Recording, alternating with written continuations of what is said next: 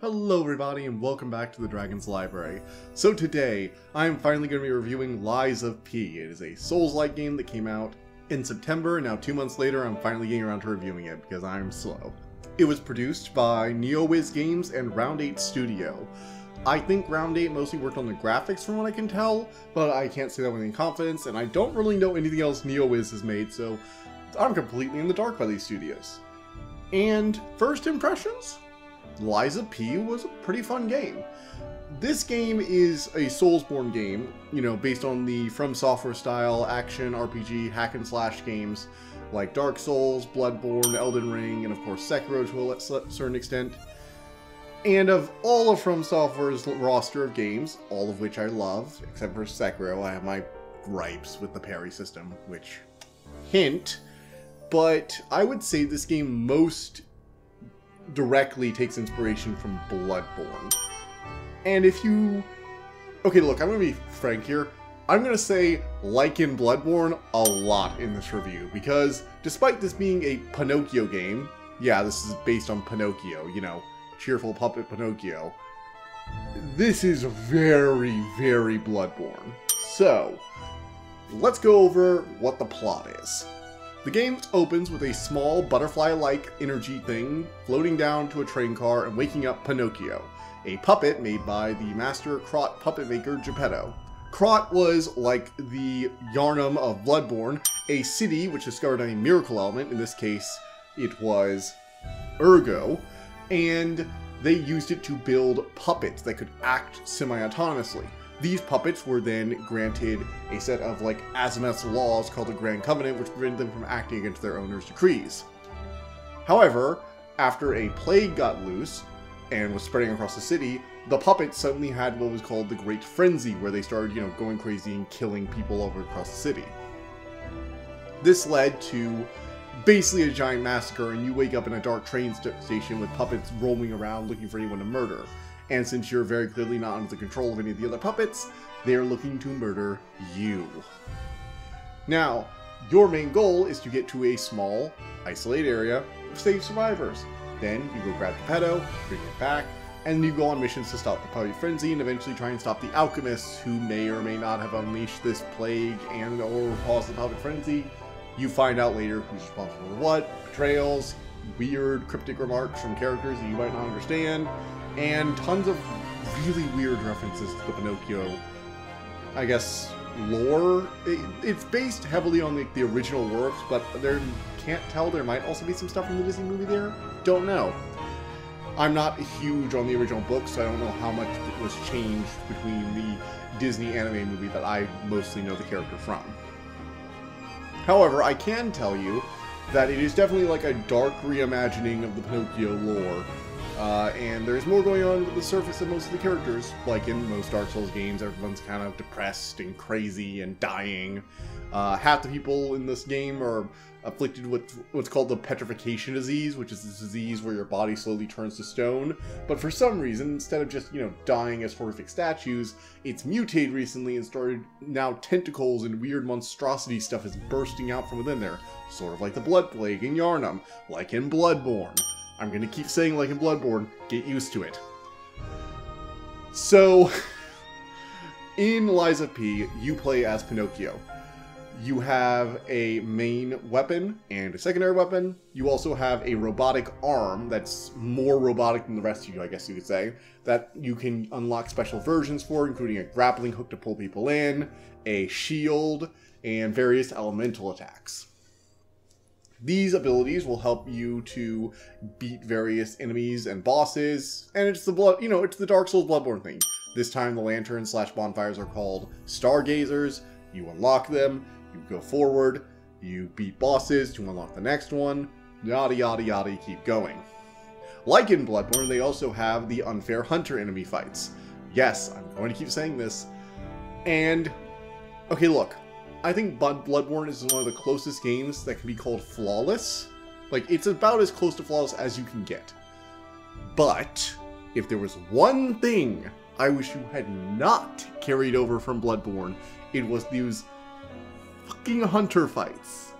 For those of you who haven't played Bloodborne, in the game, you occasionally run across hunters, who are like other people like the main character, who are going out there and killing, you know, the beasts and the plague.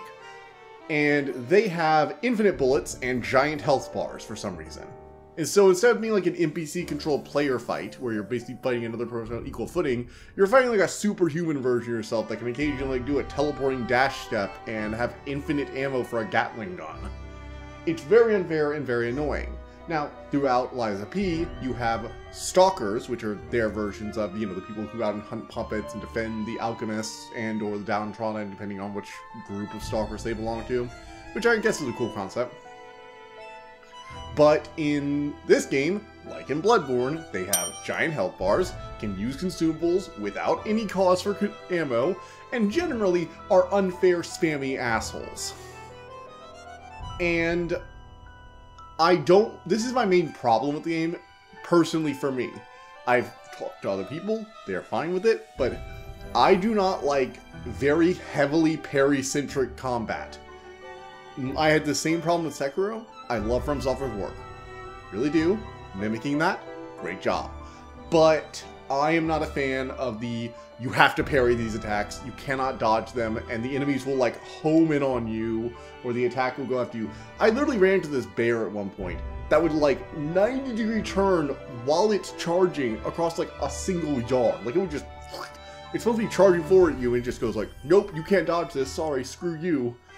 And I think attacks where if you've gotten fully clear of the enemy, you know where it's going, you've gotten clear of it, you should dodge that. I don't think because we say so you have to parry this is a good enough excuse. There it is. My rant's over.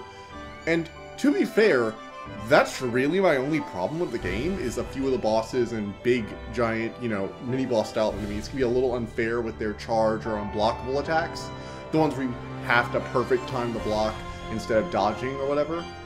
But aside from that, the combat is actually pretty well made. It seems like a better version of Steel Rising. That was another Souls-like game. It was based on the French Revolution with automatons and stuff.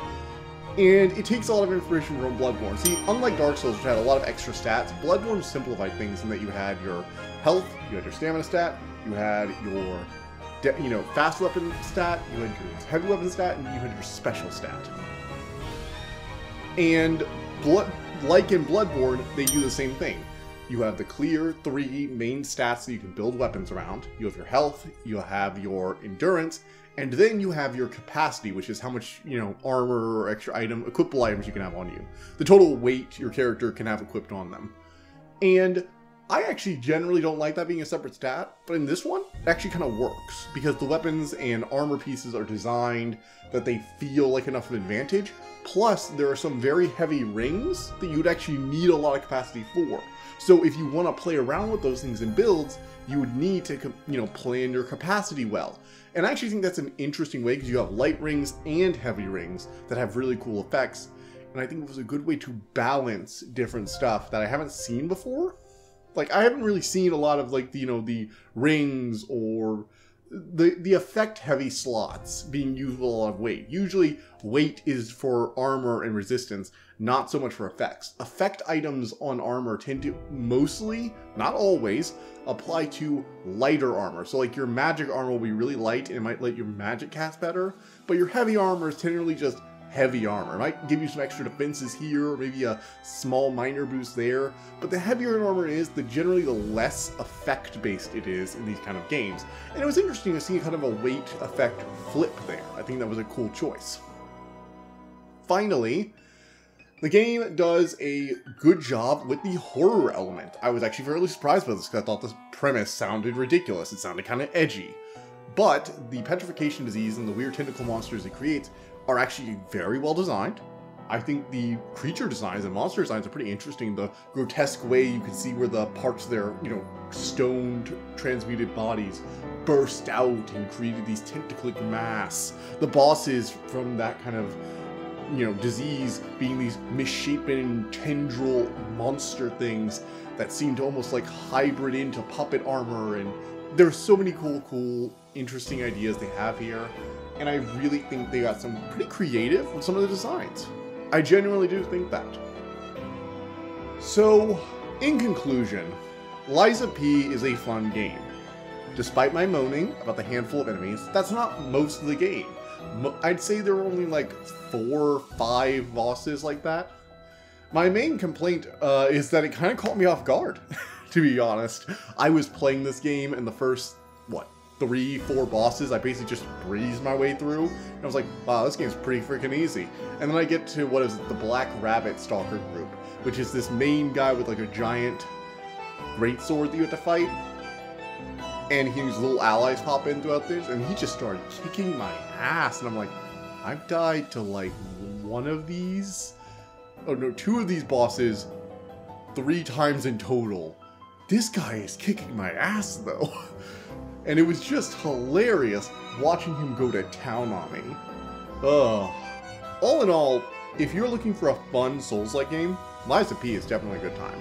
I would actually recommend it over a lot of the other stuff that's come out, like Thymesia or Steel Rising. Both of those had a lot more flaws in this, and I feel like this is actually very in line with From Software's kind of work.